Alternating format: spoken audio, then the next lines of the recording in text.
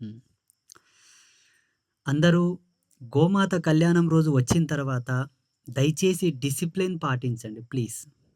అస్సలు నిజం చెప్తా చూడండి. హిందూ అంటే క్రమశిక్షణ, హిందూ అంటే మర్యాద, హిందూ అంటే మాన్యత, హిందూ అంటే ప్రతిష్ట. అంత గొప్ప ధర్మం మన మన మన వాళ్ళకుండాలి. పోయిన సంవత్సరం ఒక మిస్‌గైడ్ ఏమైందంటే ప్రతి ఒక్కరు ముందుకొచ్చి చూడాలనుకుంటారు. ప్రతి ఒక్కరు ముందలొచ్చి కూర్చోవాలనుకుంటారు. అది పద్ధతి కాదు. ఎవరొచ్చినా మీకు ఉచితమైనటువంటి కుర్చీ ఎక్కడుంటదో అక్కడ కూర్చోండి. స్క్రీన్‌లుంటాయి స్క్రీన్‌లో చూడండి. ఆనందంగా మనసు తన్మయత్వంతో పులకించిపోయేటట్టు ఉదాహరణకు చెప్పాలంటే ఒక 1,00,00,000 మందిని, 1,00,00,000 కన్యల కళ్యాణం జరుగుతున్నట్ల ఫీల్ అవ్వండి. 1,00,00,000 కూడా తక్కువనే.